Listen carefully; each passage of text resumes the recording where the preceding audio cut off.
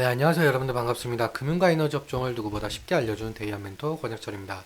오늘 알아볼 기업은 LB 인베스트먼트인데요. 이 LB 인베스트먼트는 여러분들도 아시다시피 벤처캐피탈이죠. 오늘 알아볼 것은 LB 인베스트먼트가 케어링이라는 회사에 투자한 내역이 있어서 케어링이 어떤 회사이길래 투자를 했는지 함께 알아보려고 합니다. 같이 한번 확인해 보면서 천천히 얘기 나눠보도록 할 텐데 LB 인베스트먼트 바로 보도록 하겠습니다. LB 인베스트먼트 여러분들도 아시는 내용이겠지만 모르시는 분들을 위해서 간단히 말씀을 드리자면 중소벤처기업에 대한 투자 금융을 제공하는 사업을 지속적으로 영위하고 있죠. 즉 기술력이 높지만 자본과 경영 여건이 취약한 기업 설립 초기 단계에 있는 벤처기업에게 퇴출이 아닌 지분 투자 방식으로 추후 인수합병, 상장 등을 통해 투자 자금을 회수하고 있는 사업을 진행을 하고 있죠.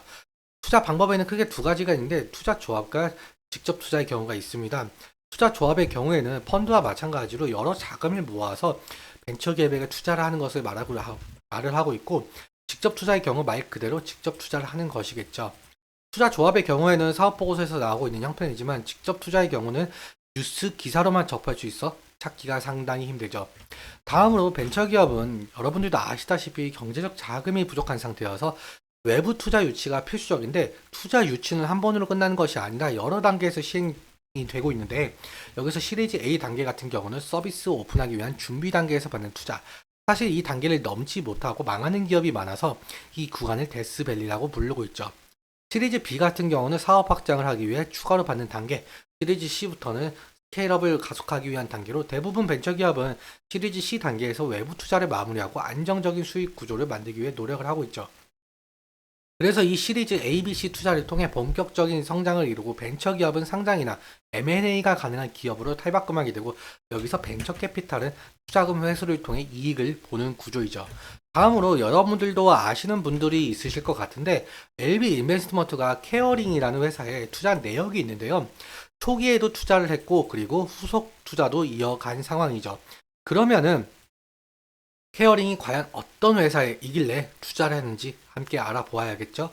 일단 케어링 같은 경우는 2019년에 설립이 되어 장기 요양 서비스를 시작으로 복지 용구, 요양보호사 교육원, 그리고 방문 요양, 방문 목욕 등 시니어 케어에 필요한 모든 서비스를 제공하고 있는 기업인데요.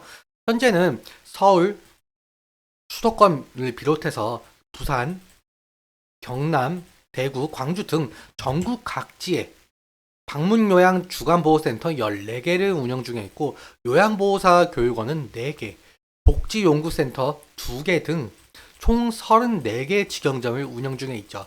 해당 인프라를 기반으로 어르신들에게 종합적 서비스를 제공하고 있는데요. 사실 이러한 서비스는 어르신들에게, 노인분들에게 제공하는 것이라서 당연히 노인 인구가 많아져야 모멘텀이 있다라고 말을 할 수가 있겠죠. 하지만 여러분들도 아시다시피 우리 한국은 지금 초고령 사회로 진입을 하고 있는데요. 여기서 초고령 사회는 65세 인구 비율이 20% 이상 차지하고 있는 것을 말하고 있는데, 2022년에는 17.5%로 이미 고령 사회에 진입을 했고, 2025년부터는 20.6%를 기록하여 초고령 사회, 그리고 50년부터는 43%를 기록할 것으로 전망이 되고 있죠.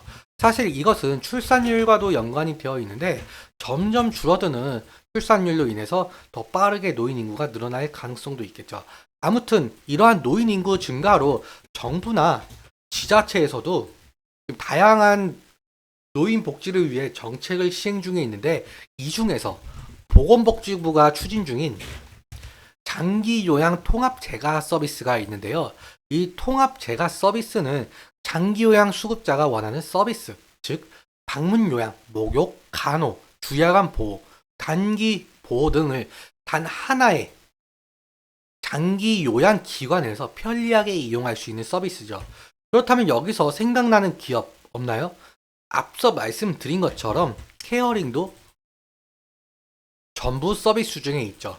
아무튼 정부는 올해 2024년 1월에 노인 장기 요양 보건법을 개정해 제도적 근거를 마련해서 이 통합재가 서비스 확대 운영을 계획 중에 있는데, 케어링은 2021년도에 보건복지부에서 보건복지형 예비 사회적 기업으로 이미 지정된 바가 있어요. 보건복지형 예비 사회적 기업은 매년 지정하는 것으로 질 높은 사회 서비스와 일자리를 제공, 그리고 사회적 가치를 창출하는 기업이 지정을 받게 되는데, 고르 케어링은 벌써부터 지금 정부 부처와 우리 한국의 심각한 노인 문제를 타파해 나가려고 협업 중에 있다라고 말을 할 수가 있겠네요. 그리고 장기 요양 서비스 시장 전망도 나쁘지는 않은데요. 당연한다듯이 늘어나는 노인 인구로 18년도에는 노인 요양 시장은 8조 원대에 불과했지만 2022년도에는 14조 원대로 성장한 바가 있습니다. 이러한 성장성을 바탕으로 케어링이 시리즈 B를 넘어선 IPO까지 한다면 케어링에 투자한 LB 인베스트먼트 또한 각광을 받을 가능성이 높겠죠. 차트 한번 그러면 살펴보도록 할게요. LB 인베스트먼트는 작년 3월 말쯤에 상장을 하여 약 1년 정도 돼가는 기업인데, 첫 상장 후에 지속적으로 하락을 하였죠. 하지만 중간중간 이렇게 상승할 때가 있었는데요. 2023년 7월에는 970억 원 엑시트 및 하반기 추가 투자 기대감에 상승을 했었는데, 이게 상승 후에 지금 하락을 진행을 하고 2024년 1월에 HME 스퀘어 투자 사실이 부각되면서 상승을 했었죠. 그런데 저번 7월에 상승했던 자리를 윗꼬리가 달리면서 돌파해주지 못하는 흐름을 보여주고 있어요.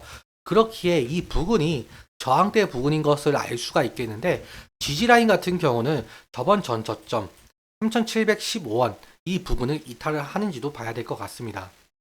아무튼 LB 인베스트먼트는 벤처 캐피탈이 이게 다양한 기업에 투자한 만큼 다양한 이슈로 올라갈 가능성이 높기에, 거래 대금을 동반한 여기 5,800원 부근을 돌파한다면은 다시금 여기 9,000원, 8,000원대를 갈 가능성도 있어 보이죠. 그러니 LB 인베스트먼트의 중요 투자 포인트는 어디에 투자를 했는가를 보는 것이 가장 중요합니다. 제가 이 부분에 대해서 지속적으로 영상 제작해서 말씀을 드릴 테니까 구독 한번 눌러 주셔야겠죠.